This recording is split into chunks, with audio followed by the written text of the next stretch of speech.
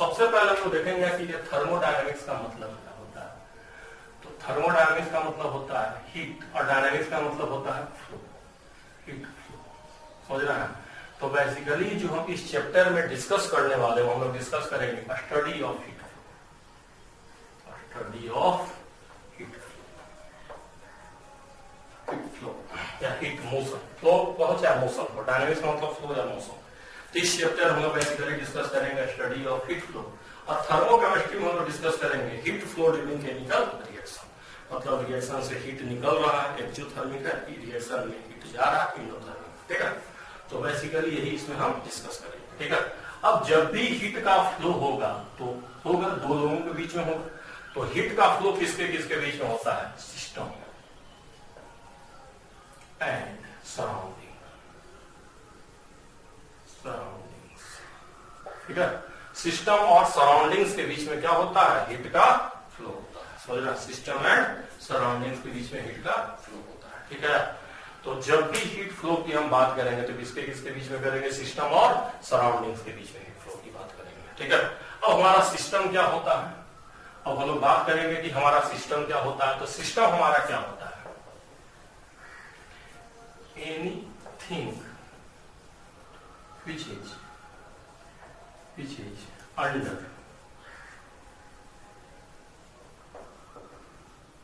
observation, anything which is under observation, under observation, observation, कुछ भी जिसको हम ऑब्जर्व कर सके उसी को हम क्या बोलते हैं, सिस्टम। अंडर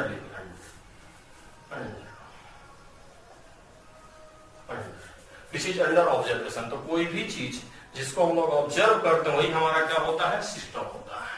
और अदर देन सिस्टम हमारा सराउंडिंग होता है। सराउंडिंग क्या होता है, अदर देन सिस्टम। आप लिख सकते हैं other than system is surrounding. तो बेसिकली सिस्टम को अगर हम ऑब्जर्व करेंगे तो इसका पैरामीटर हमको पता होता है। ऑब्जर्व करेंगे तो हमको पता लगेगा भाई कैसा है। तो सिस्टम का parameter pressure, volume, temperature, energy, ये सब हमको क्या होता है, पता होता है। और सराउंडिंग का नहीं पता होता है क्योंकि उसको हम ऑब्जर्व नहीं करते हैं। तो सिस्टम जिसको ऑब्जर्व करेगा, जिसका प्रेशर, टेम्परेचर, वॉल्यूम, एनर्जी हमको पता, वही हमारा सिस्टम होता है। अब आगे हम लोग पढ़ेंगे type of system, type of system, type of system, type of system, system. तो सिस्टम की टाइप की बात करेंगे तो पहला हमारा आता है ओपन, ओपन सिस्टम। और ओपन सिस्टम में heat and mass both flows. Heat और मास दोनों का क्या होता है, फ्लो होता है। एक्सचेंज कहो, एक्सचेंज कहो तो ज्यादा बेटर है। Both exchange, exchange takes place, both exchange takes place, समझ रहे हैं। जैसे पानी को हम गर्म कर दो, बॉइलिंग कंटेनर, पानी को गर्म करो तो पानी उड़ेगा भी, उसकी एनर्जी भी जाएगी। तो boiling of water, boiling of water, ठीक है। ये हमारा कौन सा हो गया, ओपन सिस्टम।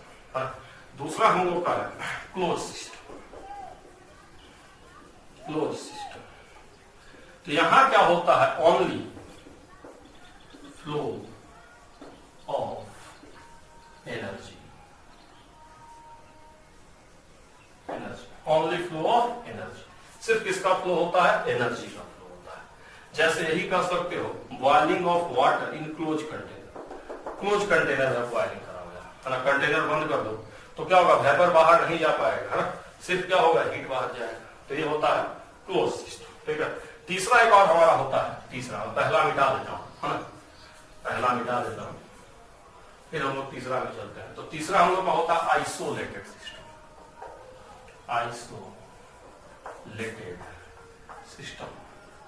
अब जो हम लोग का आइसोलेटेड सिस्टम होता है, यहां किसी का फ्लो नहीं होता है, ना तो हीट का ना तो मास का। तो no exchange of energy as well as matter.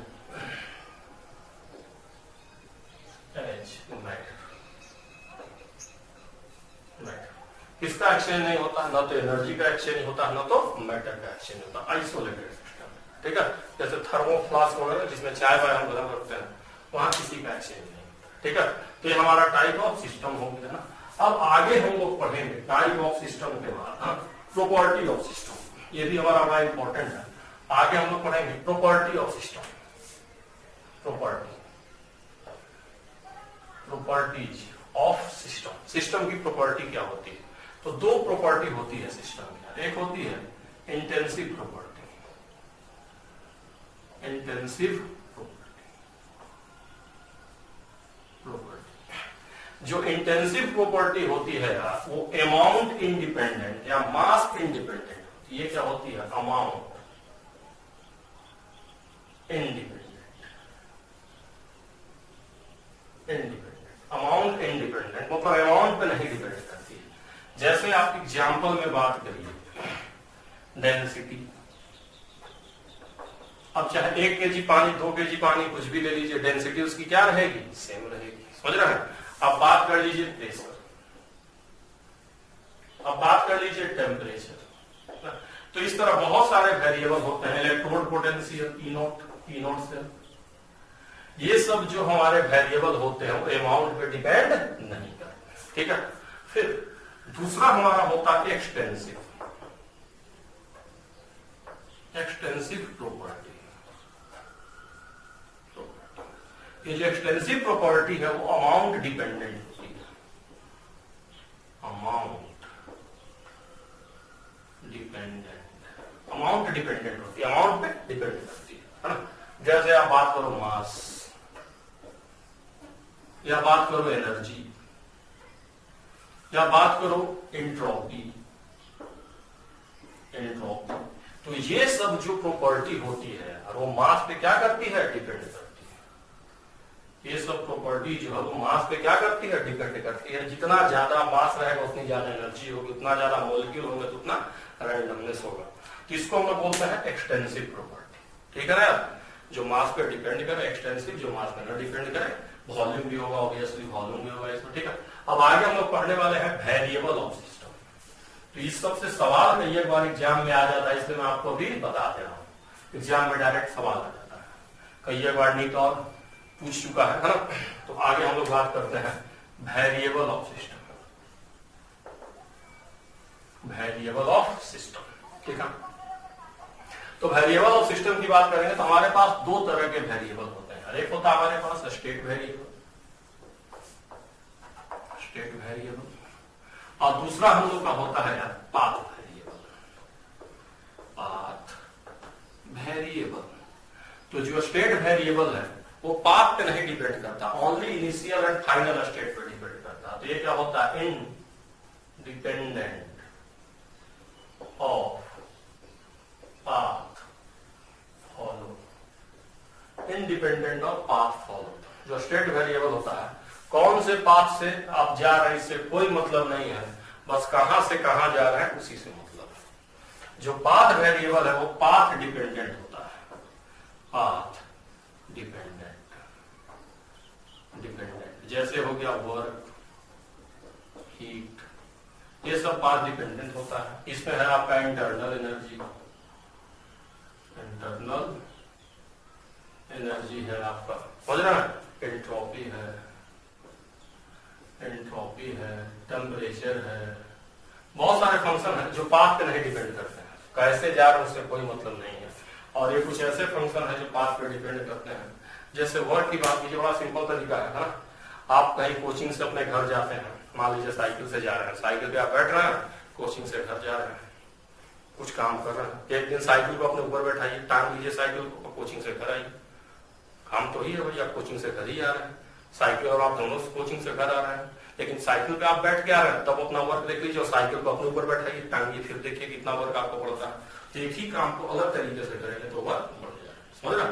लेकिन ये सब फंक्शन जो है स्टेट वेरिएबल, उसकी वैल्यू सेम रहती है, ठीक है। तो ये हम लोग समझ गए हैं क्या क्या हाल चल, ठीक है बच्चे। अब हम लोग पढ़ने वाले हैं फर्स्ट लॉ ऑफ थर्मोडायनेमिक्स। अब हम लोग इसमें पढ़ने वाले हैं first law of thermodynamics, first law of thermodynamics, first law of thermodynamics. Thermodynamics का फर्स्ट लॉ क्या होता है, ठीक है। तो ये फर्स्ट लॉ ऑफ थर्मोडायनेमिक्स जो है वो एनर्जी कंजर्वेशन के बारे में बात करता है। किसके बारे में? Energy conservation. और ये कहता है एनर्जी नाइदर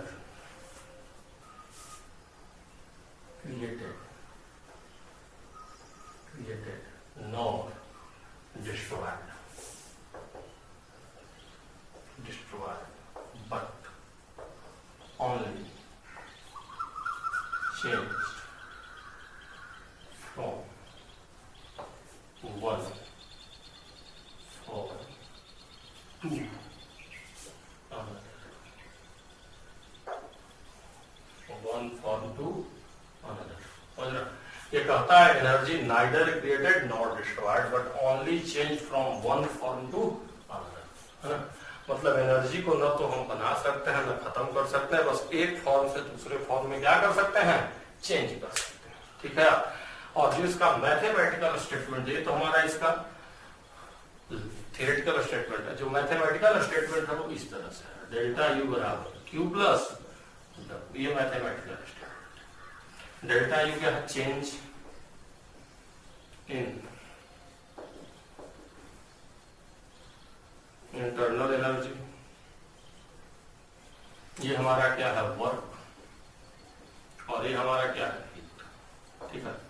अब हम लोग को, ये हम लोग का मैथमेटिकल स्टेटमेंट है। अब हम लोग को इसमें कुछ साइन कन्वेंशन फॉलो करना पड़ता है। तो हम साइन कन्वेंशन यहां लिख दे रहे हैं, साइन कन्वेंशन, समझ रहे हैं। तो हम लोग को पहले इसमें ध्यान देना है एक्सपेंशन वर्क, एक्सपेंशन वर्क और work done bye system negative. Expansion work कहिए भाई, एक्सपेंशन कर रहा है तो सिस्टम है ना काम कर रहा है, तो एक्सपेंशन वर्क कहिए, work done by the system उसको हमको क्या लेना है? नेगेटिव। दूसरा कॉन्ट्रैक्शन, कॉन्ट्रैक्शन वर्क और work done on system positive, ठीक। तीसरा heat given by system negative. चौथा heat given to system positive, heat given to system positive. तो ये कुछ साइन कन्वेंशन है जो आप लोगों को ध्यान रखने हैं। इसी से रिलेटेड हम लोग का सवाल वहां आता है। तो एक छोटा सा सवाल मैं आपको करा देता हूं साइन कन्वेंशन पे, फिर हम लोग आगे चलते हैं। एक छोटा सवाल बस मैं आपको करा देता हूं कि कैसे हम लोग साइन कन्वेंशन का यूज करते हैं, ठीक है। क्वेश्चन में लिख रहा हूं,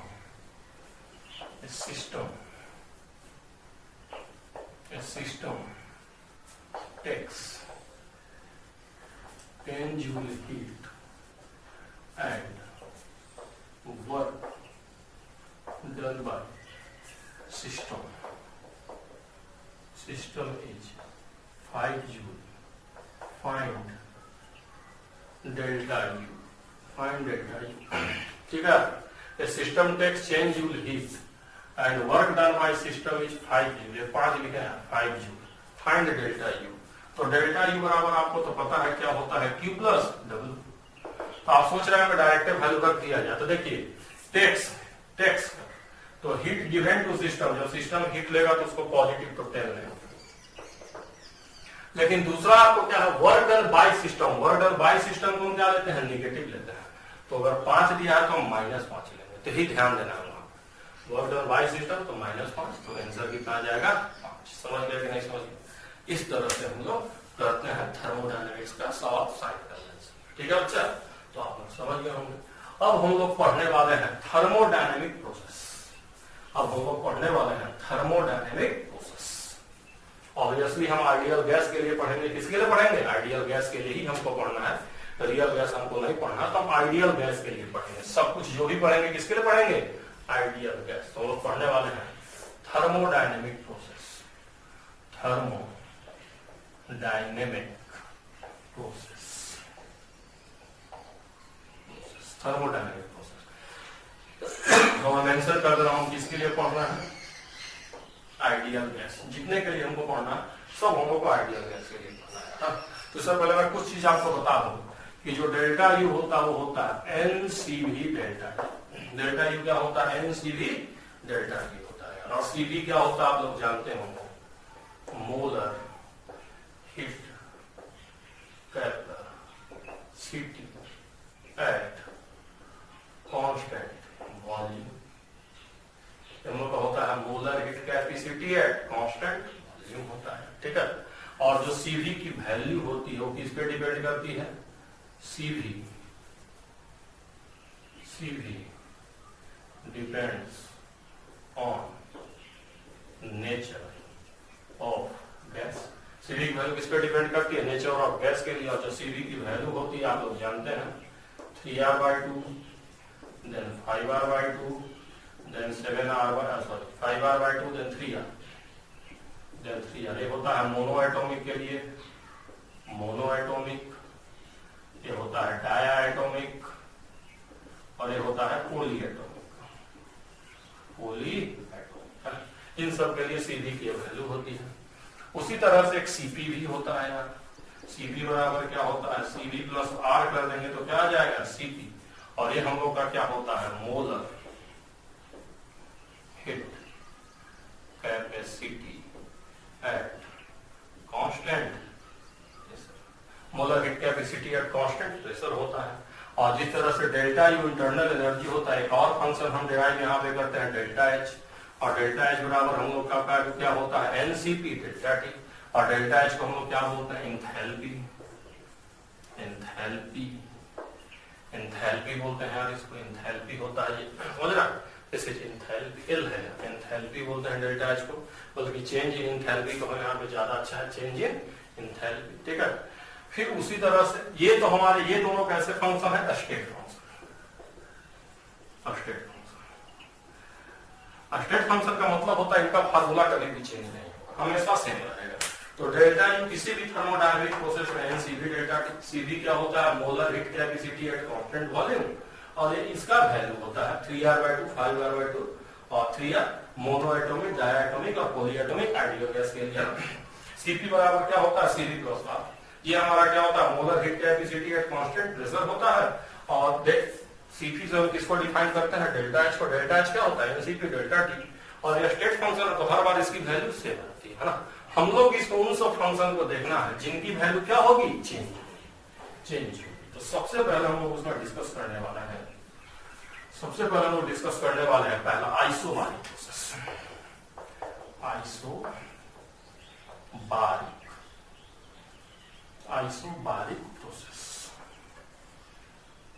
आइसोबारिक प्रोसेस।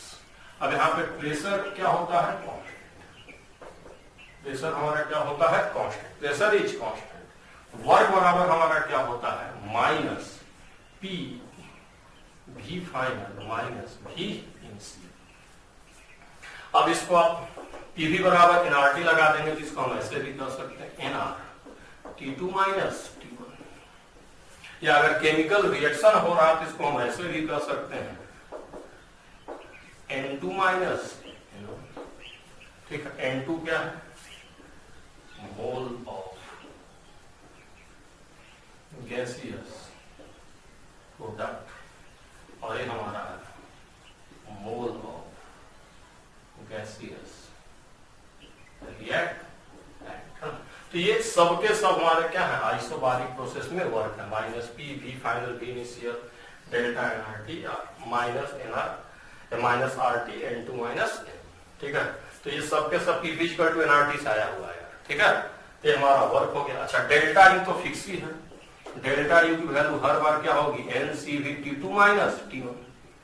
अब मुझे बताइए, आप पढ़े हैं W बराबर क्या होता है, डेल्टा यू बराबर क्या होता है, Q प्लस W। ये पता तो ये नहीं पता, ये भी आप निकाल लेंगे फटाक। ठीक है, तो आप समझ ही रहे हैं कैसे कैसे होगा हमारा। ठीक है, तो ये सब मैंने फार्मूला लिख दिया है। आइसोबारिक प्रोसेस के लिए प्रेशर क्या होता है, कांस्टेंट होता है। इस पे एक छोटा सा सवाल आपको करा देना है, एक छोटा सा सवाल बस मैं आपको करा दे रहा हूँ। ठीक है ना। और मैं ये भी आपको बता दूं कि जो भी अभी हम डिस्कस करने वाले हैं सब हम रिवर्सिबल प्रोसेस डिस्कस कर रहे हैं। कौन सा? रिवर्सिबल प्रोसेस डिस्कस कर रहे हैं। रिवर्सिबल प्रोसेस के अंदर में सब डिस्कस कर रहे हैं। इसके बाद हम इरिवर्सिबल प्रोसेस भी डिस्कस करेंगे। तो एक छोटा सा सवाल मैं इस पर पढ़ देता हूँ। क्वेश्चन देखिए मैं क्या लिखा हूँ। 1 mole of helium gas is heated from 27 degree centigrade to 127 degree centigrade. No, 1 mole लेना था। 1 mole of helium gas is heated from 27 degree to 127 degree centigrade at constant pressure. Find delta U, W, Q सब निकालना है आपको, है ना। तो चलो फटाफट हम निकालते हैं। डेल्टा यू बराबर क्या होता है फॉर्मूला? NCV डेल्टा टी मोल 3R/2 और डेल्टा टी तुमको पता है फाइनल 127 माइनस 27 बराबर कितना हो जाएगा? जरा मुझे बता दो। ये बल्कि केल्विन में रखो, तुमको कंफ्यूजन हो जाए, हमेशा टेम्परेचर केल्विन में रखते हैं। तो 400 माइनस 300 ये हम लोग का कर लोगे यार 3R/2 × 100 ये आ गया हम लोग का डेल्टा यू। आर के टर्म में कर रहा हूँ। W बराबर मैंने फॉर्मूला बताया है -NR डेल्टा टी। तो मोल 1 × R डेल्टा टी यहाँ भी सब ले आएगा तो W हो गया। अब आपको पता है कि डेल्टा यू बराबर क्या होता है? W + Q। तो ये पता तो ये नहीं निकाल लेंगे आप लोग। मैं लिख देता हूँ। ये हो जाएगा 3/2 × 100 ये है -100R + Q। Q आप निकाल लीजिए, यहाँ से आ जाएगा। समझ रहा है कि नहीं समझ रहा है? तो इस तरह से छोटा मोटा सवाल आएगा, आप कर लीजिएगा। एक और सवाल मैं इस पर करा देता हूँ ना, क्योंकि वो आया हुआ है, समझ रहा है ना। तो वो ऐसा सवाल आया हुआ है तो भी मैं करा देता हूँ आप लोग को, समझ रहा।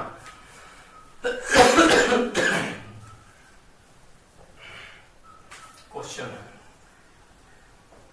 If given reaction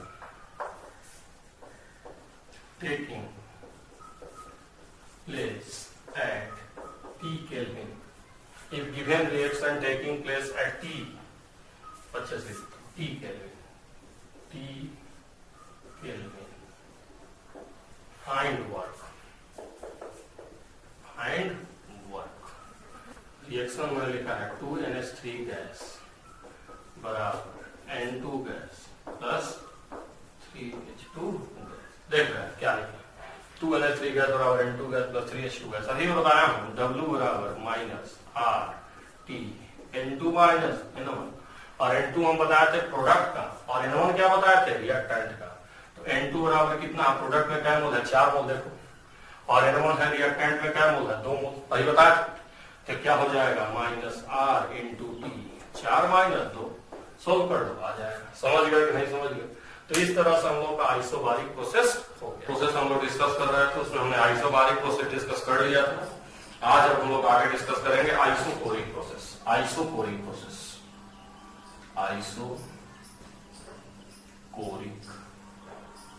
process, isochoric process. तो जो आइसोकोरिक प्रोसेस होता है, यहाँ पे हमारा वॉल्यूम कांस्टेंट होता है। यहाँ कौन हमारा होता है? Volume constant. अगर वॉल्यूम हमारा कांस्टेंट हो जाएगा तो हम जानते हैं कि वर्क बराबर क्या होता है? -P external delta. ये ना होता है V2 - V1 कहिए, चाहे -P एक्सटर्नल डेल्टा भी कहिए। अब अगर वॉल्यूम कांस्टेंट है मतलब वॉल्यूम चेंज ही नहीं कर रहा, इसका मतलब डेल्टा भी क्या हो जाएगा? 0। वॉल्यूम इज कांस्टेंट मतलब volume is not changing, delta भी 0। अगर डेल्टा भी 0 हो गया तो वर्क भी क्या हो जाएगा? 0 हो जाएगा। तो हम लोग को ध्यान रखना है कि आइसोकोरिक प्रोसेस में वर्क हमारा क्या होता है? 0 होता है। और अगर हम फर्स्ट ला के जाएंगे तो हमने पढ़ा है कि डेल्टा यू बराबर Q + W, और अगर वर्क 0 है तो डेल्टा यू किसके बराबर हो जाएगा? Q के बराबर। और डेल्टा यू का फार्मूला मैं आपको बता चुका हूँ, NCV डेल्टा टी। फार्मूला मैं ऑलरेडी आपको बता चुका हूँ, डेल्टा यू का फार्मूला क्या होता है? NCV delta T. तो इस पे कोई सवाल नहीं आता है ना। जो भी सवाल आएगा कैलकुलेशन नहीं करना होता, बस सोच समझ के हम लोग इसके क्वेश्चंस को करने होते हैं आइसोकोरिक प्रोसेस के, और कैसे कैसे करना है मैं भी आपको एक एग्जांपल से समझा दे रहा हूं। तो वॉल्यूम कांस्टेंट हो जाएगा तो वर्क हमारा 0 हो जाएगा, और जो Q है वो डेल्टा U के बराबर हो जाएगा, NCV डेल्टा। ठीक है, तो मैं इसको मिटा दे रहा हूं और एक छोटा सा हम लोग सवाल इस पे ले लेते हैं, छोटा सा क्वेश्चन। ठीक है, एक छोटा सा हम लोग सवाल इस पे ले लेते हैं। तो देखिए क्वेश्चन हम लोग का क्या है, क्वेश्चन है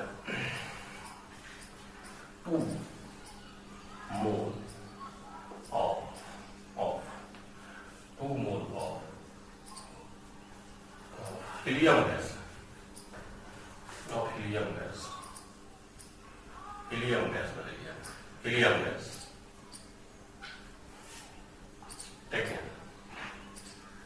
taken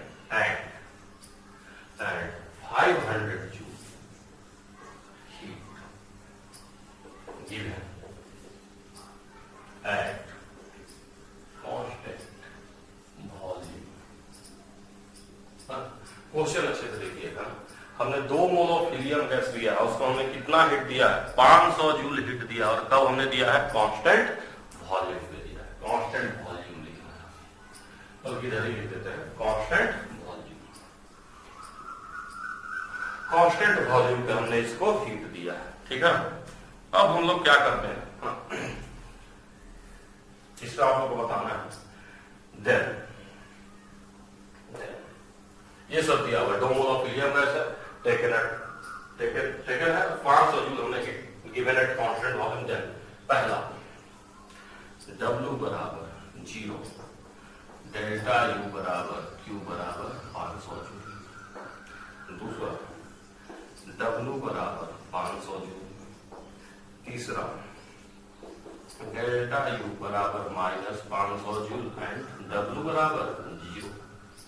और चौथा ऑप्शन में ये कह रहा हूं कि W बराबर 0 एंड डेल्टा U बराबर 500 joule not equal to Q। तो ये है, ये सब हमारे बहुत सारे ऑप्शंस हैं। तो मैं फिर से कह रहा हूं, इस पे कोई कैलकुलेशन हम लोग को नहीं करना होता, बस हम लोग को समझना ये कह रहा है कांस्टेंट वॉल्यूम है, constant volume 2 mole of helium gas लिए हैं और वॉल्यूम कांस्टेंट है। अगर वॉल्यूम कांस्टेंट है इसका मतलब ये कौन सा हो गया, आइसोकोरिक, और अगर आइसोकोरिक हो गया तो W क्या हो जाएगा, 0। और ये बता चुका हूं डेल्टा U बराबर क्या हो जाएगा, Q। समझ रहा, डेल्टा U बराबर Q। तो देखिए W बराबर 0, डेल्टा U बराबर Q, और हम गिवन 500 जूल हीट गिवन। जब भी हीट देते हैं तो हीट क्या होता है, पॉजिटिव है, बता चुका हूं, heat given by system positive, और हीट टेकन बाय सिस्टम, या sorry heat given by system positive, और heat given to system, heat given by system negative. लिख देता हूं, heat given by system negative, और heat given to system positive. Heat given to system क्या होता है, positive होता है, और यहाँ क्लियरली हम किसको हिट दे रहे हैं, सिस्टम को हिट दे रहे हैं, ये पॉजिटिव भी 500 हो जाएगा। तो पहला ऑप्शन हमारा क्या है, सही। ठीक है, तीसरी तरह का छोटा मोटा सवाल आइसोकोरिक प्रोसेस में आता है, वर्क 0 है तो कोई कैलकुलेशन है मिलता होता नहीं। ठीक है, तो मैं इसको मिटा दे रहा हूँ। ठीक है, क्वेश्चन मिटा दे रहा हूँ और प्रोसेस भी मैं हटा दे रहा हूँ। हम लोग आइसोकोरिक प्रोसेस डिस्कस कर चुके हैं, अब हम लोग अगले प्रोसेस पे चलते हैं। अगले प्रोसेस पे चलते हैं, तो अगले प्रोसेस हम लोग चलते हैं। उसको सोच समझ के करना है, कैसे करना है, बिल्कुल सोच समझ के करना, नहीं तो हम गलत करके चले जाएंगे इसको। ठीक है ना, तो चलिए यहां मैं लिख ले रहा हूं, अगला मैं प्रोसेस पढ़ने जा रहा हूं, आइसोथर्मल प्रोसेस। जो नेक्स्ट प्रोसेस हम लोग पढ़ने जा रहे हैं दैट इज आइसोथर्मल प्रोसेस। अब इस प्रोसेस में क्या होता है, टेम्परेचर कांस्टेंट होता है, टेम्परेचर इज जो हम लोग का टेम्परेचर होता है वो कांस्टेंट होता है, टेम्परेचर हमेशा हमारा कांस्टेंट रहेगा। अगर टेम्परेचर कांस्टेंट रहेगा तो जवाब मुझे बताइए, ये डेल्टा U बराबर आपने क्या पढ़ा, NCV delta T, NCV delta T। तो डेल्टा T 0 तो डेल्टा U भी 0, डेल्टा U हमारा 0 होता है। ठीक है, अच्छा अब यहाँ जो वर्क है, वर्क बराबर अगर हम लोग dW लिखे, बेसिक से, क्योंकि प्रेशर तो कांस्टेंट है। तो डी डब्ल्यू बराबर हमारा क्या होता है माइनस पी डी। इसको अगर इंटीग्रेट करेंगे तो हमें वर्क मिलेगा और वर्क को हम 0 से डब्ल्यू इंटीग्रेट कर लेते हैं, इसको v1 से v2 इंटीग्रेट कर लेते हैं। ठीक है, तो ये हम लोग का w बराबर क्या आ जाएगा, डायरेक्ट हम लिख रहे हैं माइनस 2.3 पीवी। देखिए कैसे करेंगे इसको, यही बता देता हूं। यहाँ P है तो P को हम लोग चेंज कैसे करेंगे, पहले बता चुका हूं आइडियल गैस के लिए डिस्कस कर रहा। तो P को हम लोग क्या लिख सकते हैं nRT by nRT by V आप यहाँ रखिए, फिर इसको इंटीग्रेट करेंगे तो आपका आ जाएगा nRT लॉग V फाइनल और बटे में V इनिशियल। ये हम लोग का वर्क आ जाएगा, ये हम लोग का आइसोथर्मल प्रोसेस का वर्क, आइसोथर्मल प्रोसेस का। और ऑब्वियसली हम nRT को हम किससे रिप्लेस कर सकते हैं, पीवी से भी रिप्लेस कर सकते हैं। तो ये वर्क ऐसे भी हो सकता है minus 2.3 PV log V final V initial. और आपको पता है कि अगर टेम्परेचर कांस्टेंट हो जाएगा तो P1 बराबर क्या होता है P2 V2।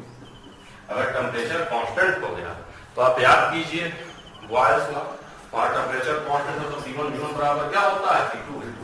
तो this implies that P1 bye P2 बराबर V2 बाय V1। तो कई बार इसको इससे भी हम रिप्लेस कर लेते हैं, इसको हम ऐसे भी लिख सकते हैं माइनस 2.3 PV लॉग। तो ध्यान दीजिए V2 V1 उल्टा हो जाएगा, उल्टा हो जाएगा तो यहाँ हो जाएगा P इनिशियल P फाइनल। तो ध्यान दीजिएगा कैसे किया गया है, यहाँ से हमने इसको रिवर्स कर दिया। क्या कर दिया हमने, रिवर्स कर दिया है।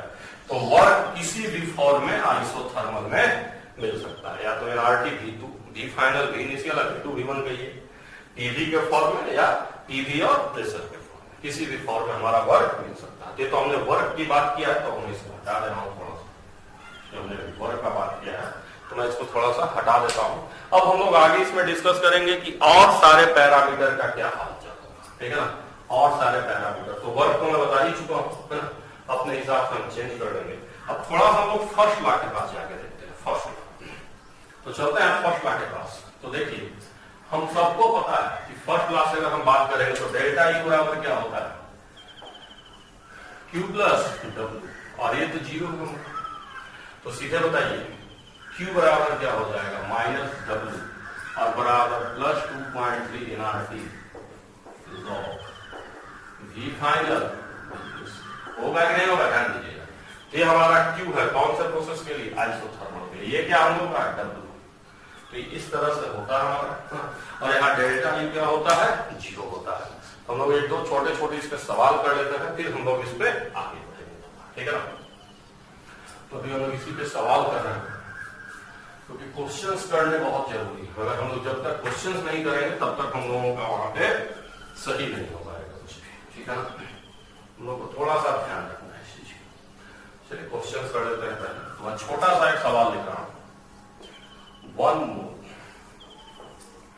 of helium gas taken at 27 degrees centigrade and isothermally expanded to 10 liters from 1 liter and isothermally expanded to 10 liter from 1 liter. Fine. हम लोग को क्या क्या निकालना, delta U, then W and then ये 3 पैरामीटर हम लोगों को निकालना है। तो आप लोग चाहिएगा तो हमें पॉज करके आप लोग बना सकते हैं, हमें पॉज कर लीजिएगा आप लोग बना लीजिएगा। ये सारे पैरामीटर हम लोग को निकालना है, ठीक है। तो चलिए हम बात करते हैं। डेल्टा यू का फॉर्मूला क्या होता है हम सबको पता है, NCV डेल्टा टी। और अगर ये आइसोथर्मल है तो डेल्टा टी 0, तो डेल्टा यू क्या हो जाएगा 0 सीधे सीधे, क्यों वही बता रहा हूं। अच्छा डब्ल्यू बराबर क्या फॉर्मूला होता है ये हम लोगों को पता है, minus 2.3 nRT log V final initial. ये फॉर्मूला होता है, चलिए वो डिस्कस किया। हो जाएगा माइनस 2.3 मोल 1 है, R को बाहर ही छोड़ दीजिए, टेम्परेचर ध्यान देना हमेशा केल्विन रखते हैं, सेंटीग्रेड में दिया हमेशा केल्विन रखते हैं। तो 300 log 10/2 एक्सपेंडेड टू 10 लीटर होगा, फाइनल वॉल्यूम 10 लीटर, ये फाइनल वॉल्यूम है, this is final volume and this is initial volume. हो जाएगा। तो ये हम सोल्व करेंगे तो log 10 की वैल्यू 1 होती है, तो -690 R जूल ये हम लोग का, ठीक है।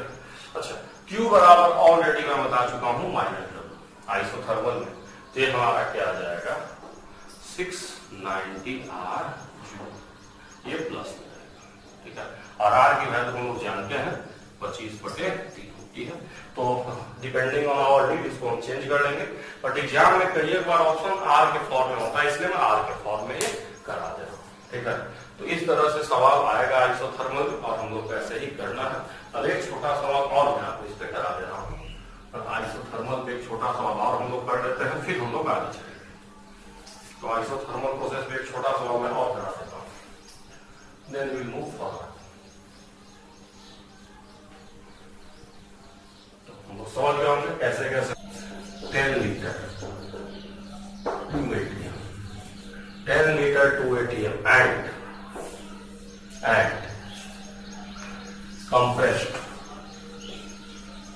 compressed to 5 liter at constant temperature temperature ही कर दिया हूं, आगे दिखेगा नहीं, constant temperature at constant temperature find W delta U and ये सब हम लोग को बताना है, ठीक है। तो सबसे पहले हम लोग को ध्यान देना है कि हाँ मैंने आपको दिया क्या सॉल्यूशन पे, जब हम लोग जाएंगे इसके, तो देखिए क्वेश्चन बहुत छोटा सा आता है वहां पे, बस खाली लोगों को पकड़ना होता है, ठीक है। तो ध्यान रखना है कांस्टेंट टेम्परेचर, जब टेम्परेचर कांस्टेंट जब हमारा हो जाएगा, फिक्स हो जाएगा, तो हमको थोड़ा सी चीज को ध्यान रखना है, ठीक है ना, थोड़ा सा हम लोग को ध्यान रखना है, तो गलत हो जाएगा हमारा। जब भी हमारा टेम्परेचर कांस्टेंट हो गया बच्चा, ठीक है ना, तो इसका मतलब कौन सा प्रोसेस हो गया, आइसोथर्मल हो गया, आइसोथर्मल हो गया, ठीक है। तो अगर आइसोथर्मल है तो डेल्टा U क्या हो जाएगा, या तो 0 हो जाएगा। W बराबर आप क्या फार्मूला यूज करेंगे, यहाँ प्रेशर वॉल्यूम आपको दिया हुआ है, PV दिया हुआ है, वॉल्यूम प्रेशर दिया हुआ है, तो हम PV वाला फॉर्म यूज कर लेते हैं। तो W बराबर क्या हो जाएगा -2.3 PV log V2 बाय ये यूज कर लेते हैं, V का इनिशियल वाला। तो चलिए ये है -2.3। हाँ, अब PV की जगह पे या तो आप P1 V1 यूज कर लीजिए, तो P2 V2 यूज कर लीजिए। ऐसा मान लेते हैं दिस इज P1 V1, ये हम ले लेते हैं P1 V1, तो P1 बराबर 10 V1 बराबर उल्टा लिखिए, ये उल्टा हो गया, ध्यान दीजिए, V1 is 10 and P1 is 2, ये दिया हुआ।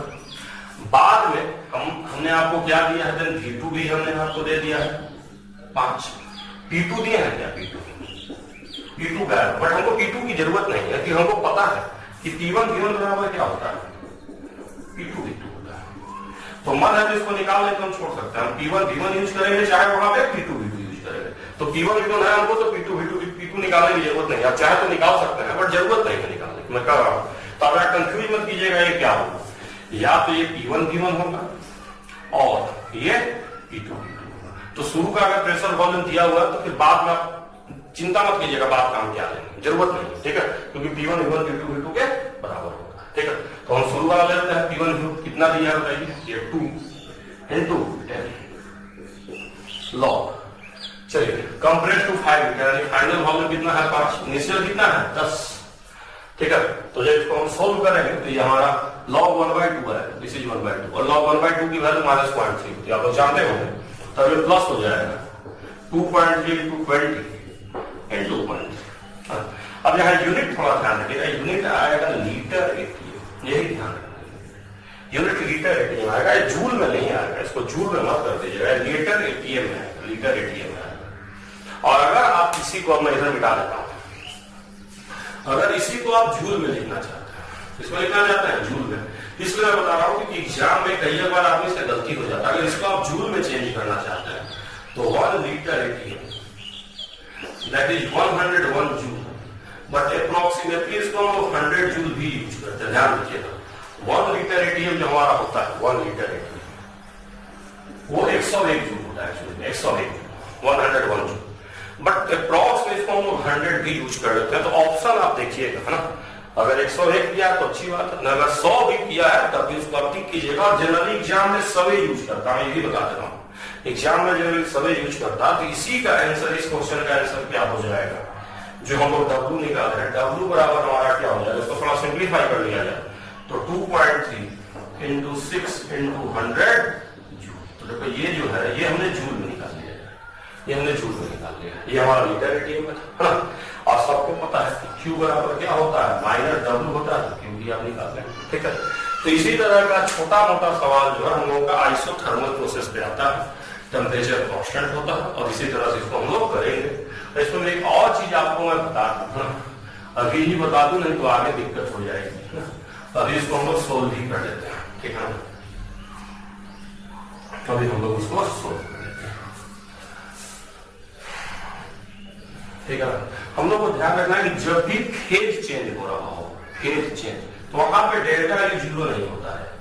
फेज चेंज जो होता है वो आइसोथर्मल प्रोसेस पे ही होता है। जैसे boiling of water, boiling of water की बात करो तो किससे होता है बॉइलिंग ऑफ वाटर, 100 डिग्री पे होता है, नहीं होता है। तो आपको ध्यान रखना, बॉइलिंग ऑफ वाटर, जो बॉइलिंग ऑफ वाटर होता है वो कितने पे होता है, 100 डिग्री सेंटीग्रेड पे होता है। और टेम्परेचर आपको पता है कि जब तक बॉइलिंग होगी तब तक टेम्परेचर हमारा क्या होता है, 100 डिग्री फिक्स्ड होता है। क्या होता है, फिक्स्ड, टेम्परेचर नहीं चेंज करता, फिक्स्ड होता है। तो मिला के कैसा प्रोसेस हो गया, आइसोथर्मल, आइसोथर्मल प्रोसेस। तो ध्यान दीजिएगा, बॉइलिंग ऑफ वाटर, जब भी आप वाटर को बॉयल करेंगे तो 100 डिग्री फिक्स टेम्परेचर पे होता है। अगर टेम्परेचर फिक्स हो तो कैसा प्रोसेस हो गया, आइसोथर्मल। और यहाँ पे रिएक्शन क्या होगा, बॉइलिंग का मतलब H2O लिक्विड किसमें चेंज होता है, H2O गैस में चेंज होता है। तो आप सोच रहे होंगे कि आइसोथर्मल है तो डेल्टा यू क्या होना चाहिए, जीरो, बट ये गलत है। यहाँ पे डेल्टा यू क्या होता है, नॉट इक्वल टू जीरो, इसलिए कि मोल चेंज कर रहा है। क्या चेंज कर रहा है, मोल देखिए चेंज कर रहा है। मोल क्या चेंज कर रहा है ना, मोल चेंज हो रहा है। आप कहेंगे मोल कैसे चेंज होगा, तो यहाँ लिक्विड है ना, लिक्विड के मोल को हम नहीं लेते हैं। डिविजिकल एनआरटी मैंने आपको बताया कि हमेशा हम गैस के मोल को लेते हैं। किसके मोल को लेते हैं, गैस के मोल को। इधर गैस का 1 मोल है, इधर गैस का 0, है ना। तो जब भी फेज चेंज होगा तो आइसोथर्मल प्रोसेस का एग्जांपल होता है, बट वहां पे डेल्टा यू 0 नहीं होता। तो आप लिख लेंगे, during phase change, during phase change of isothermal process, during phase change of isothermal process delta U not 0। जब भी फेज चेंज होगा तो डेल्टा यू 0 नहीं होगा। एम्स में पूछा है, जिसको हम लोग को ध्यान रखना, ठीक है। तो हम लोग आइसोथर्मल प्रोसेस भी कवर कर चुके हैं। अब हम लोग अगला प्रोसेस की तरफ चल रहे हैं, दैट इज एडियाबैटिक प्रोसेस। तो अगले प्रोसेस की तरफ चल रहे हैं, दैट इज एडियाबैटिक प्रोसेस। तो जो भी मैक्सिमम चीजें मैं कवर कर दूंगा, एडियाबैटिक प्रोसेस, एडियाबैटिक प्रोसेस, जो लोग अगला डिस्कस करने जा रहे हैं, एडियाबैटिक प्रोसेस, एडियाबैटिक प्रोसेस। अब एडियाबैटिक प्रोसेस में क्या होता है, हीट कांस्टेंट होता है यार, heat is constant, heat constant होता है। बड़ा अच्छे से लिख देता हूं, हीट हम लोग का कांस्टेंट होता है, हीट कांस्टेंट। हीट कांस्टेंट का मतलब Q0, Q को कांस्टेंट मत कीजिएगा, Q को 0 कीजिएगा कि Q हीट नहीं होता है, Q हीट एक्सचेंज होता है, W वर्क डन होता है, डेल्टा ये चेंज इंटरनल एनर्जी होता है, कोई फिक्स क्वांटिटी नहीं होती। तो हम लोग को ध्यान रखना है, Q क्या होता है, 0 होता है, ठीक है। हीट कांस्टेंट Q0, अगर Q0 हो गया तो डेल्टा यू बराबर क्या हो जाएगा, जरा मुझे बता दीजिए, W प्लस Q, और Q तो हमारा 0 है। एडियाबैटिक का अब मैं डेल्टा यू का फार्मूला ऑलरेडी बता चुका हूं, तो W बराबर हम क्या फार्मूला लिख सकते हैं, N CV डेल्टा T। ये हमारा W क्या हो जाएगा, एडियाबैटिक, एडियाबैटिक, W एडियाबैटिक हमारा यही हो जाएगा, ठीक है। अब यहाँ पे एक टर्म होता है, एक स्पेशल रिलेशनशिप है जो होल्ड करता है, उसके बारे में आप कुछ डिस्कस कर लो। तो यहाँ पे जो होता है एडियाबैटिक प्रोसेस में, वो पीवी की पावर गामा बराबर कांस्टेंट होता है। पीवी की पावर गामा बराबर क्या होता है, कांस्टेंट। यह स्पेशल रिलेशनशिप है जो कौन से प्रोसेस में होल्ड करता है, एडियाबैटिक प्रोसेस में। अब आप लोग सोच रहे होंगे गामा क्या है, व्हाट इज दिस गामा। तो गामा रेशियो होता है, gamma is ratio of Cp by Cv, gamma is ratio of Cp by Cv। Cp क्या होता है आपको बता चुका हूं, molar heat capacity at constant pressure, और Cv होता है molar heat capacity eight constant volume, है ना, ये सब मैं बता चुका हूं। तो अगर हम गामा मोनोएटॉमिक की बात करें, मोनोएटॉमिक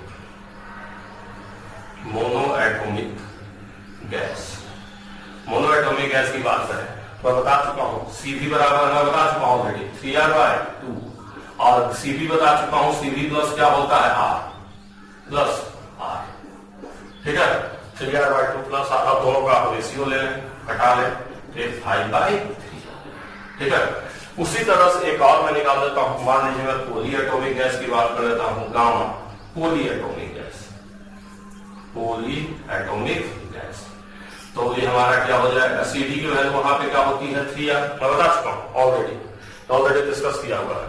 और ये क्या हो जाएगा, Cp क्या हो जाएगा, R जोड़ोगे तो 4R, घटा लो R, तो कितना जाएगा 4/3, देखिए 4 है, आप लोगों को दिक्कत ना हो तो मैं दोबारा लिख रहा हूं, दिस इज 4, ठीक है, 4/3 है। तो इस तरह से कामों से आप डायटोमिक के लिए भी निकाल सकते हैं, मैंने दो को बता दिया है ना। तो ये स्पेशल रिलेशनशिप है जो हमारे एडियाबैटिक प्रोसेस में होल्ड करता है, ठीक है। तो इस चीज को हम लोग को थोड़ा सा ध्यान रखना है ना, क्या क्या ये होता है। तो मैं इसको मिटा देता हूँ, वर्क को थोड़ा और मैं इसको सिंप्लीफाई कर देता हूँ वर्क, क्योंकि हम लोग को जानना जरूरी है कौन कौन सा फॉर्म वहां पे यूज हो सकता है। तो देखिए अभी मैंने आपको बताया कि Cp बराबर Cv प्लस R, और मैंने बताया है कि Cp/Cv बराबर गामा, बताया, ठीक है। तो ऐसा कि अगर इसी चीज को Cp के जगह पे Cv गामा हो जाएगा तो जगह मल्टीप्लाई हो जाएगा, तो ऊपर में हमको क्या लिखेगा, Cv गामा बराबर Cv प्लस R, दिखेगा नहीं दिखेगा, दिखेगा। Cp को मैंने Cv इंटू गामा कर दिया, Cv गुणे गामा बराबर Cv प्लस R, ठीक है। अब यहां से अगर हम गामा की वैल्यू निकाल लें, गामा या Cv की वैल्यू निकालें, Cv की वैल्यू अगर हम निकाल दें तो हमारा क्या आ जाएगा, R बटे में गामा माइनस, ये वैल्यू आएगी कि नहीं आएगी, R बटे में गामा -1। तो अगर ये चीज यहां रख दिया जाए, यही रिलेशनशिप यहां रख दिया जाए, तो W बराबर हमारा क्या आ जाएगा, N R बटे में गामा -1 डेल्टा T, ठीक है। तो डेल्टा T क्या होता है, बेसिकली T2 माइनस T1, नहीं होता डेल्टा T। डेल्टा T क्या होता है, चेंज इन टेम्परेचर। तो इसको हम ऐसे भी कर सकते हैं, NR T2 माइनस T1 और बटे में गामा माइनस, गामा माइनस, ध्यान दीजिएगा गामा -1। अब NR T2 को हम क्या यूज कर सकते हैं, NR T2 को P2 V2 भी तो यूज कर सकते हैं, जिसको हम ऐसे भी लिख सकते हैं P2 V2 minus P1 T1 और बटे में गामा माइनस, ये भी यूज हम कर सकते हैं, बताइए, ये भी हम यूज कर सकते हैं। तो ध्यान हमें रखना है, ये दोनों फार्मूले हम लोग एग्जाम में यूज करते हैं।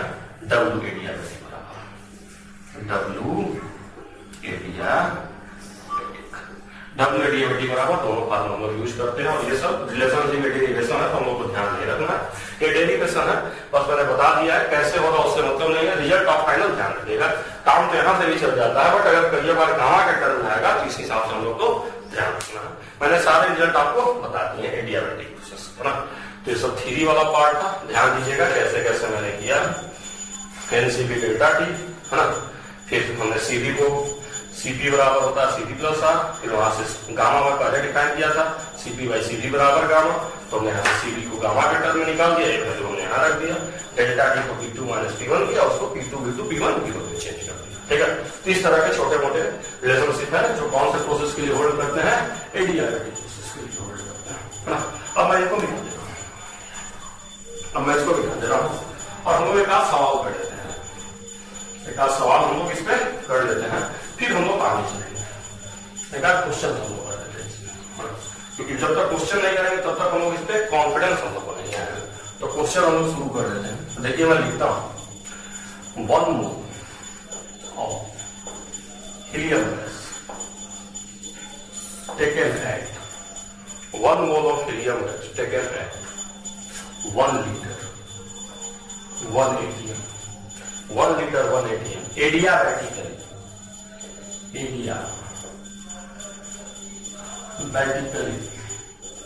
expanded to 8 liter, adiabatically expanded to 8 liter. Fine क्या क्या आपको निकालना है, ध्यान दीजिए। Final pressure, then work, then delta U and then Q. Option नहीं है, ठीक नहीं लगाना है, तो आपको निकालना है।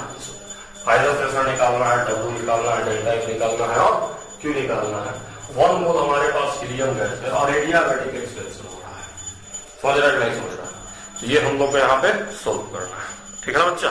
हम लोग बारी बारी से करते हैं, कोई दिक्कत नहीं है, फटाफट भी हो जाएगा। चलो शुरू करते हैं।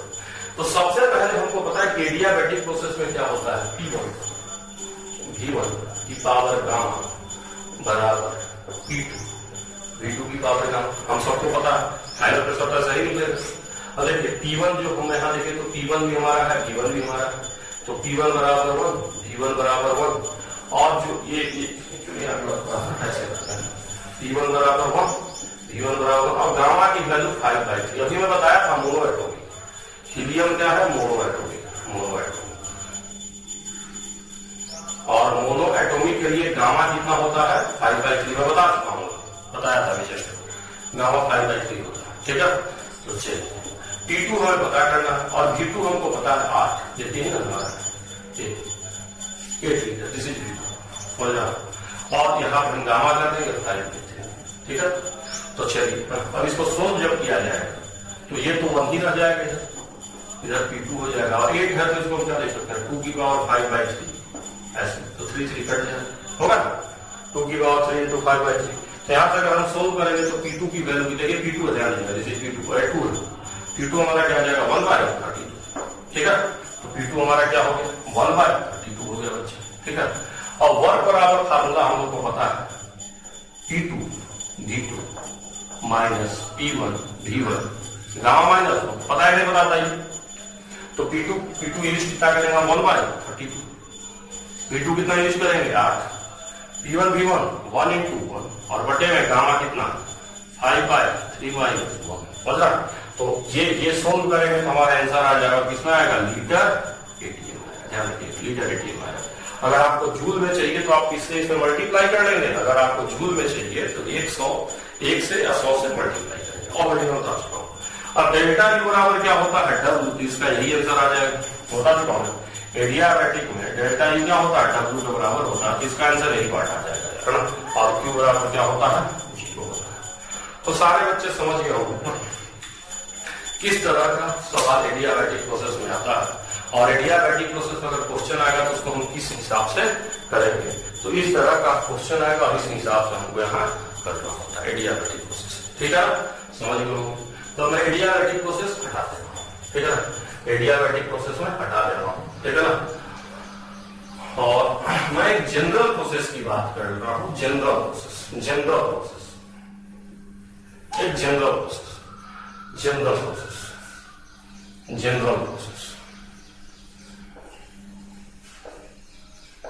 मैं जनरल प्रोसेस की बात कर लेता हूं, that is called as polytropic process.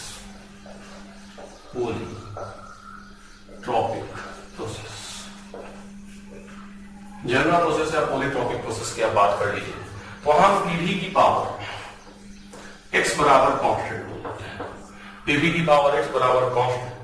और अगर इसको हम एडियाबैटिक से रिलेट करेंगे तो यहाँ वर्क बराबर हमारा क्या हो जाएगा, nr डेल्टा टी, और बटे में x माइनस, ये हमारा वर्क डन हो जाएगा।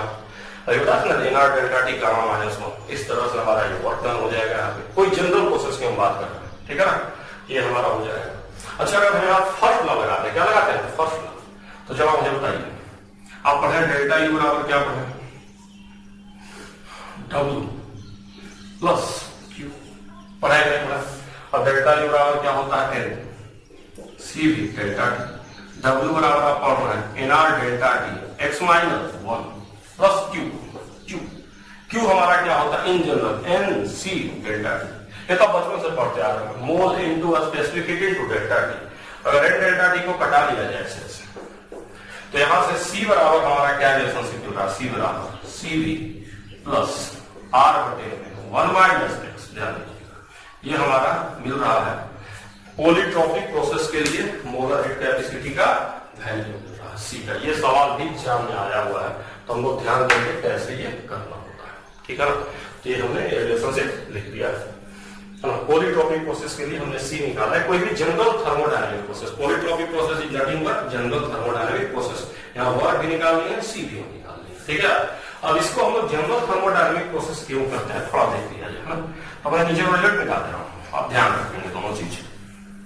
तो देखिए, जब आप x बराबर 0 कर देंगे, x बराबर 0 करेंगे, जिसका मतलब p बराबर कांस्टेंट तो कैसा हो गया, आइसोबारिक हो गया, हुआ कि नहीं।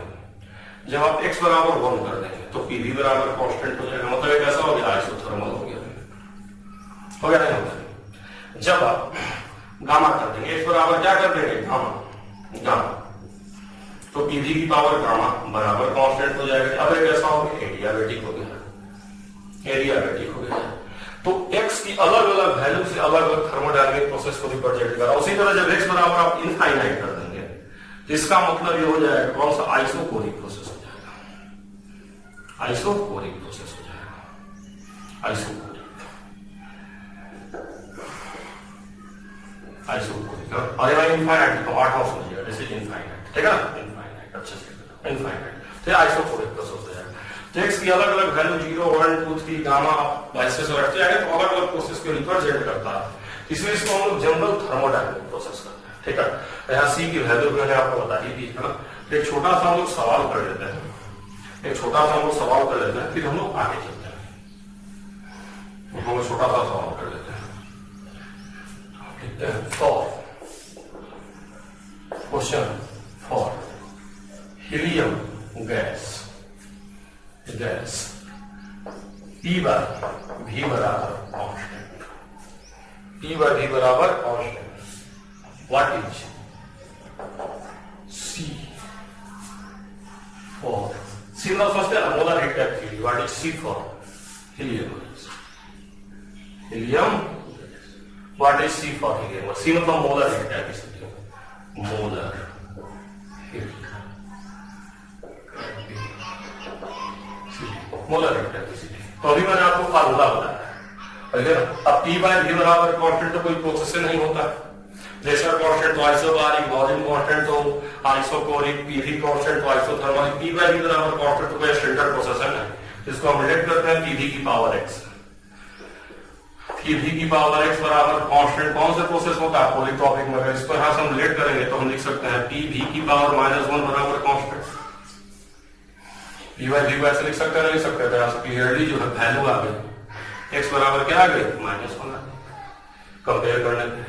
अब C बराबर क्या होता है, सबको पता है, CV प्लस R बटे में 1 माइनस x, तो C बराबर CV कितना हो जाएगा, हीलियम के लिए बताइए 3/2 है, हीलियम के लिए हो ना, मोलर एटॉमिक के लिए CV प्लस R बटे में 1 minus minus plus, minus plus हो जाएगा ना, माइनस प्लस, तो सोल्व कर लेने पे 2 आ जाएगा, मतलब।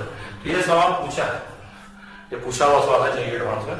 तो इस तरह का छोटे मोटे सवाल आएगा, तो इसी तरह से हम लोग करते हैं, ठीक है ना। ये जनरल थर्मोडायनेमिक प्रोसेस के लिए, ठीक है ना। तो polytropic process general thermodynamic process होता है, जिसके लिए हमने ये सब डिस्कस किया, ठीक है ना। तब मैं इसको हटा देता हूँ, ठीक है ना, क्योंकि कोई बहुत बड़े बड़े सवाल नहीं आते हैं, हम लोग छोटे मोटे सवाल आते हैं, तो वही छोटे मोटे सवाल ही हम लोगों को पढ़ना है, ठीक है ना। तो अब हम लोग थोड़ा सा, हमने जितना प्रोसेस पढ़ा है थर्मोडायनेमिक अभी तक, हमने सारे रिवर्सिबल प्रोसेस पढ़े हैं। अब हम लोग पढ़ने वाले हैं irreversible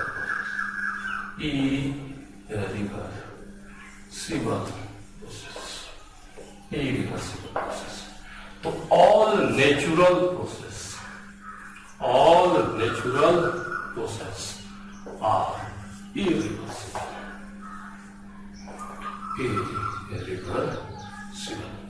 all natural process are irreversible, यानी जितने प्रोसेस अभी दुनिया में होता है, जो भी काम आप करते हैं नेचुरली जो भी होता है, सबके सब इरिवर्सिबल होते हैं। और जितना आपने अभी तक पढ़ा है रिवर्सिबल प्रोसेस, अभी मैं हेडिंग दबा के बताया था कि जितने प्रोसेस में पढ़ा रहा हूं सबका सब में क्या पढ़ा था, रिवर्सिबल। तो जो रिवर्सिबल प्रोसेस होता है, रिवर्सिबल प्रोसेस, रिवर्सिबल प्रोसेस वो थियोरेटिकल होता है, वो थ्योरेटिकल होता है, प्रैक्टिकली होता है नहीं। रिवर्सिबल प्रोसेस प्रैक्टिकली नहीं होता, कैसा होता है? थ्योरेटिकल प्रोसेस होता है। थ्योरेटिकली बस होता है, प्रैक्टिकली रिवर्सिबल प्रोसेस का कोई मतलब है ही नहीं। There is no meaning of reversible process. और एक वेरी स्लो होता है, वेरी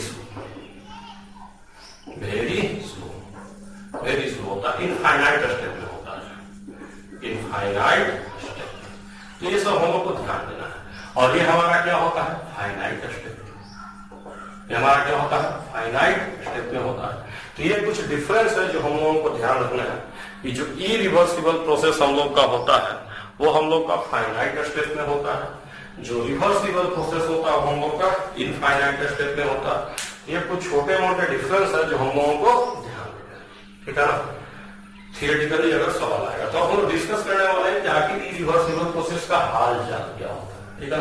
और ये डिस्कस करने वाले हैं कि आखिर इरिवर्सिबल प्रोसेस का हाल चाल होता क्या है, ठीक है ना।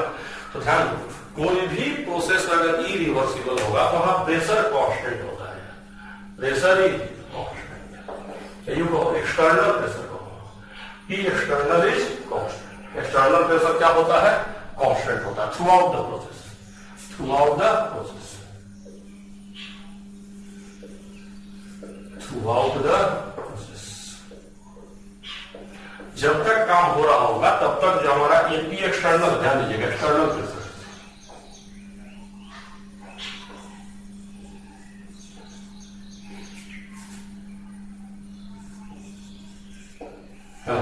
जब तक हम लोग का काम हो रहा है, जितनी देर तक काम होता रहेगा तब तक हमारा एक्सटर्नल प्रेशर कांस्टेंट होता है। किसमें? इरिवर्सिबल प्रोसेस में। अगर हम लोग का एक्सटर्नल प्रेशर कांस्टेंट है तो वर्क बराबर क्या आ जाएगा बताइए? डब्ल्यू इरिवर्सिबल बराबर क्या हो जाएगा? Minus P external delta we कर चाहे minus P external V2 minus V1, ये कर चाहे ऊपर वाला कह लो चाहे नीचे वाला, एक ही चीज है। तो कभी भी अगर हमारे पास इरिवर्सिबल प्रोसेस होगा तो हमेशा हम जो यूज करेंगे वो इसी हिसाब से यूज करेंगे, ठीक है। अब मान लीजिए कोई पिस्टल हमारे पास है, कोई पिस्टल है मान लीजिए, और इंटरनल ये पिस्टल है मान लीजिए, और बाहर से हम मान लीजिए पी एक्सटर्नल जो है वो हम 10 ATM लगा रहे हैं, 10 ATM। और शुरू में मान लो P1 जो है शुरू में कितना 1 ATM, शुरू में 1 ATM। और पिस्टन क्या होगा भाई? जब देखो 1 ATM प्रेशर, ध्यान दीजिएगा, P1 मैंने इनिशियल प्रेशर लिखा 1 ATM लिखा मैंने, 1 ATM शुरू प्रेशर है, और बाहर से हम कितना प्रेशर लगा रहे हैं? 10 ATM, 10 एटमॉस्फेयर प्रेशर लगा रहे हैं। तो सीधी बात है पिस्टन नीचे आएगा। कब तक नीचे आएगा? जैसे जैसे पिस्टन नीचे आएगा वैसे वैसे प्रेशर क्या होगा? बढ़ेगा। अल्टीमेटली क्या होगा? जब नीचे वाला प्रेशर बढ़ते बढ़ते जो P2 है एक बार जब क्या हो जाएगा? 10 ATM के बराबर हो जाएगा, तो रुक जाएगा ना भाई, हम इसको दबाएंगे तो जैसे जैसे नीचे आएगा ऐसा नहीं पूरा नीचे चला गया, जैसे जैसे नीचे आएगा वैसे वैसे क्या होगा? वॉल्यूम घटेगा तो प्रेशर बढ़ेगा, और जैसे नीचे वाला प्रेशर बढ़ते बढ़ते क्या हो जाएगा? 10 के बराबर होगा, जाना बंद हो जाएगा। तो इन जनरल जो हमारा पी एक्सटर्नल होता है, अगर लिख दिया तो बहुत अच्छी बात है, अगर नहीं लिखा तो जो हमारा पी एक्सटर्नल होता है वो P2 या फाइनल प्रेशर के बराबर होता है। P external is equal to final pressure. तो अगर कहीं मेंशन किया कि एक्सटर्नल प्रेशर इतना आता तो अच्छी बात है, बट नहीं मेंशन किया तो इन जनरल बोल रहा है, इन जनरल पी एक्सटर्नल बराबर P2 final pressure, final pressure. P external जो है वो फाइनल प्रेशर के बराबर होता है, फाइनल प्रेशर लिखा है, ठीक है। तो थोड़ा सा ध्यान रखना है इस चीज को, ठीक है। इसलिए मैं बता रहा हूं कि आप ध्यान रखेंगे तो सवाल जल्दी बनेगा, नहीं तो वहां सवाल क्या होता है? गलत हो जाता है, ठीक है ना। इरिवर्सिबल प्रोसेस की कुछ बातें थी जो मैंने डिस्कस कर लिया है। अब हम लोग एक छोटे से सवाल से इरिवर्सिबल प्रोसेस को समझेंगे और इसको कोशिश करेंगे बनाने का, ठीक है ना। समझेंगे और थोड़ा सा इसको बनाने की कोशिश करें। तो मैं क्वेश्चन लिख रहा हूं, ठीक है। क्वेश्चन लिख रहा हूं, 1 move of helium gas taken at 300 Kelvin. 1 mole of helium gas taken at 300 Kelvin.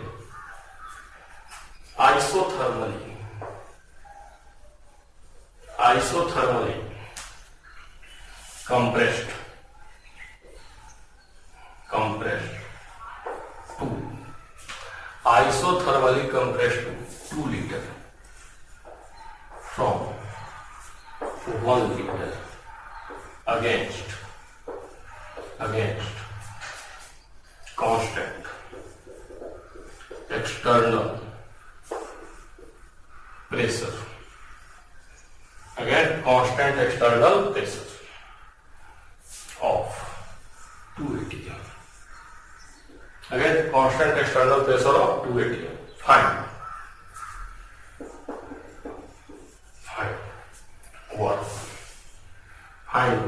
Work आपको निकालना है। तो क्वेश्चन अच्छे से आप पढ़ लीजिए। क्वेश्चन हम लोग का है 1 मोल ऑफ हीलियम गैस, हमने उसको 300 केल्विन पे लिया है और हमने कंप्रेस किया है, compress to 2 litre from 1 litre against constant external pressure of 2 atm। तो आपको तो लग रहा होगा कि चलिए प्रोसेस क्या हमारा आइसोथर्मल है, और अगर आपको डब्ल्यू निकालना है तो आप फटाक से लिखेंगे डब्ल्यू बराबर -2.3 nRT log V2 by V1। अब उसके बाद आप इसको सोल्व करेंगे तो ये गलत हो जाएगा। अब आप कहेंगे भाई क्यों गलत हो गया हमारा, हम तो भाई आइसोथर्मल गैस प्रोसेस होता है, बट ध्यान दीजिए ये जो होता है वो रिवर्सिबल प्रोसेस के लिए होता है। किसके लिए? रिवर्सिबल प्रोसेस के लिए होता है। और कहीं पे अगर कह दे कि एक्सटर्नल प्रेशर कांस्टेंट है, कांस्टेंट एक्सटर्नल प्रेशर, इसका मतलब ये कैसा हो गया? अभी बताया कि कोई भी प्रोसेस में अगर एक्सटर्नल प्रेशर कांस्टेंट है तो उसका मतलब क्या होता है? इरिवर्सिबल। तो ये इरिवर्सिबल प्रोसेस है, और तो आप रिवर्सिबल मान के इसको बनाएंगे तो आपका आंसर गलत हो जाएगा। ठीक है, तो हम लोग इसको सोल्व कैसे करेंगे, ध्यान हम लोग को रखना है। हम लोग इसको सोल्व कैसे करेंगे तो हम लोग W बराबर क्या लिखेंगे? -P एक्सटर्नल V2 माइनस ये ऐसे सोल्व करेंगे। अब एक्सटर्नल प्रेशर कितना है बताइए? 2 है। Volume compress to 2 litre, 1 final कितना है? 1 -2, ये V2 है, इसे फाइनल है ना। अरे कंप्रेस टू एक गलत करती है, कंप्रेस टू 1 लीटर होना चाहिए था, फ्रॉम 2 लीटर, एक गलत करती है, थोड़ा सा ध्यान देना।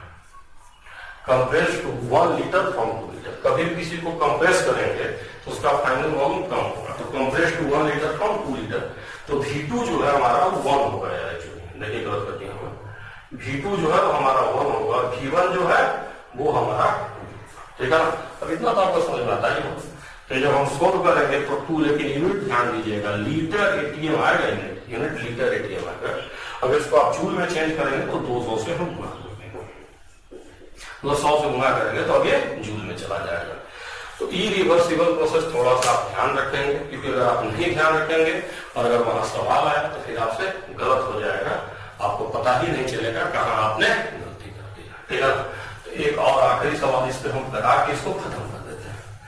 एक आखिरी सवाल और हम इसको करा देते हैं जो हम लोग का आया हुआ है, और उसके बाद इसको हम लोग खत्म करेंगे, irreversible process.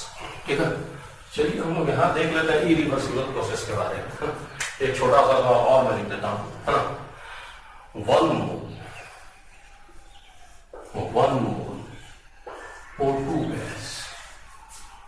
O2 gas taken at T Kelvin. 1 mol O2 gas taken at T Kelvin and compressed to 1 liter from 2 liter against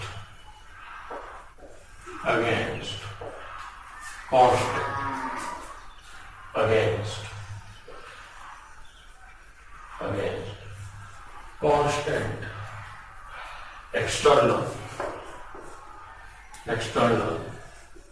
pressure of 1 atm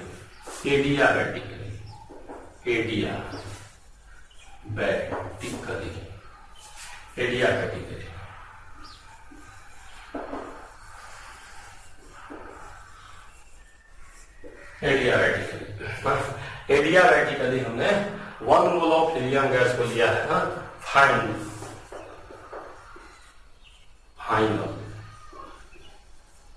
temperature final temperature हम लोग को पता करना है। एडियाबैटिकली हम लोग ये काम करें, हम लोग को फाइनल टेम्परेचर पता करना है। तो ये आसान सवाल है। अब हम लोग यहाँ भी ध्यान देना है कि ये कांस्टेंट एक्सटर्नल प्रेशर है, तो कभी भी अगर कांस्टेंट एक्सटर्नल प्रेशर हो जाएगा तो इरिवर्सिबल प्रोसेस होगा, इरिवर्सिबल। तो बस इसी चीज को आप ध्यान रखिएगा, एग्जाम में कांस्टेंट एक्सटर्नल प्रेशर कर दिया तो इरिवर्सिबल प्रोसेस होगा। और W इरिवर्सिबल जो हमारा होता है that is minus P external V2 minus V। अब ये प्रोसेस कैसा एडियाबैटिक है, एडियाबैटिक ये भी आपको पता है। तो एडियाबैटिक आपको पता है कौन जीरो होता है, Q बराबर क्या होता है जीरो। और आपको पता है यहाँ डेल्टा U बराबर क्या होता है W, डेल्टा U बराबर W होता है। और W ऑलरेडी हमको पता है कितना माइनस एक्सटर्नल प्रेशर कितना है, देखिए आप एक्सटर्नल प्रेशर है कितना 180 है 1। V2 कितना है V2 कंप्रेस टू 1 माइनस 2 से बना है ना। अच्छा डेल्टा U कितना होता है मैं बता चुका हूँ NCV, CV कितना होगा O2 के लिए CV की वैल्यू कितनी हो जाएगी 5/2 T2 माइनस T। एक फाइनल टेम्परेचर है, this is final temperature, final temperature, ये फाइनल टेम्परेचर है, फाइनल टेम्परेचर, फाइनल टेम्परेचर बराबर इधर तो 1 आ जाएगा, बताइए आएगा नहीं आएगा, ठीक है। ये फाइनल टेम्परेचर और ये 1 आ गया हम लोगों का, ठीक है। तो ये बहुत आसान है। अब हम लोग यहाँ से इसको सोल्व करेंगे तो हम निकाल सकते हैं, देखिए बहुत आसान है। अब हम लोग इसको सोल्व करके निकाल सकते हैं। तो यहाँ से अगर इसको हम सोल्व करेंगे तो हमारा T2 माइनस T जो है वो हमारा क्या आ जाएगा 2 और बटे में 5, ऐसे करें 2 बटे 5, तो T2 बराबर क्या आ जाएगा T प्लस 2 बटे 5। ये इस तरह का आएगा, समझना। इस तरह का सवाल गेट वन से पूछा होगा, तो जेईई मेन के हिसाब से भी ऐसे ऐसे सवाल आएंगे तो आप फटाफट कर लीजिएगा। इरिवर्सिबल प्रोसेस को ध्यान में रख के कर लीजिएगा, ठीक है। तो बड़ा ही आसान सवाल ऐसे ऐसे आते हैं और हम अब विश्वास है कि आप लोग ऐसे सवाल को करने में वहां पे गलती नहीं करेंगे, आराम से आप लोग पढ़ेंगे, एकदम स्मूथली आप लोग ऐसे सवाल के एग्जाम में हैंडल कर लेंगे, किसी बच्चे को कोई दिक्कत नहीं होना चाहिए, ठीक है। तो चलो अब हम लोग इसमें थोड़ा सा और हम लोग इसमें सीख लेते हैं, है ना। Free expansion, free expansion, free expansion, free expansion. यहां पे एक्सटर्नल प्रेशर 0 होता है, फ्री एक्सटर्नल 0 जैसे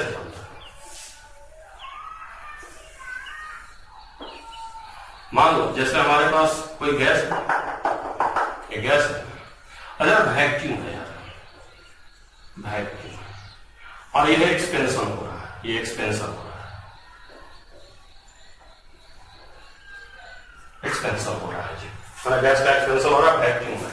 वैक्यूम का मतलब एक्सटर्नल प्रेशर 0 और इसी को हम लोग फ्री एक्सपेंशन बोलते हैं। तो टर्म को आप ध्यान रखिएगा, फ्री एक्सपेंशन का मतलब क्या होता है। फ्री एक्सपेंशन का मतलब हो गया एक्सपेंशन अगेंस्ट वैक्यूम, वैक्यूम के अगेंस्ट एक्सपेंशन। अगर आप वैक्यूम है तो यहाँ एक्सटर्नल गैस ही नहीं, यहाँ पे तो एक्सटर्नल प्रेशर कितना हो जाएगा 0 होगा। तो आपको ध्यान रखना है कि पूछ सकता है एग्जाम में, पूछता भी है कि क्या क्या होता है। तो फ्री एक्सपेंशन में आपको ध्यान रखना है कि एक्सटर्नल प्रेशर क्या होगा 0 होगा, क्योंकि वैक्यूम होता है, ठीक है। अगर एक्सटर्नल प्रेशर 0 है तो W भी 0 हो जाएगा। W बराबर फार्मूला हम बताए हैं कि जब भी W हम यूज करेंगे तो माइनस P एक्सटर्नल डेल्टा, तो अगर एक्सटर्नल प्रेशर ही 0 है तो वर्क कहां करेंगे, अपने आप ही एक्सपेंशन हो जाएगा। और अगर ये प्रोसेस एडियाबैटिक हो गया, इफ एडियाबैटिक, एडियाबैटिक, अगर ये एडियाबैटिक हो गया तो यहाँ Q भी हो जाएगा 0। तो हम चलते हैं डेल्टा यू, डेल्टा यू बराबर हम क्या पढ़े Q प्लस W, W भी 0, Q भी 0, तो डेल्टा यू भी 0। अगर डेल्टा यू 0 का मतलब क्या हो गया आइसोथर्मल हो गया, आइसोथर्मल हो गया। तो आपको ध्यान देना है कि जो फ्री एक्सपेंशन होता है वहां पे W बराबर डेल्टा यू बराबर Q बराबर 0, सब 0 होता है। किस तरह का होता है isothermal as well as adiabatic, ये हम लोग को ध्यान रखना है। और एक बार गैस आगे चला जाएगा, एक्सपेंशन थोड़ी जाएगा, जैसे कंप्रेशन थोड़ी होगा। तो फ्री एक्सपेंशन किसका एग्जांपल होता है इरिवर्सिबल, इरिवर्सिबल अपने आप होता है ना, नेचुरली हो जाएगा। मान लो इधर कोई गैस नहीं, पिस्टन छोड़ोगे तो अपने आप चला जाएगा, और जब तक एक्सपेंशन हो रहा तब तक एक्सटर्नल प्रेशर जीरो है, मतलब कांस्टेंट है, ठीक है। तो ये इरिवर्सिबल प्रोसेस होता है, यहाँ सबके सब जीरो होते हैं, और ये आइसोथर्मल और एडियाबैटिक प्रोसेस का एक बहुत ही अच्छा एग्जाम्पल होता है, ठीक है ना। तो हम लोगों ने सब कुछ डिस्कस कर लिया है, फर्स्ट लॉ थर्मोडायनेमिक्स हमने कवर कर लिया है ना, सब कुछ, सारे थियोरेटिकल सवाल और सारे न्यूमेरिकल।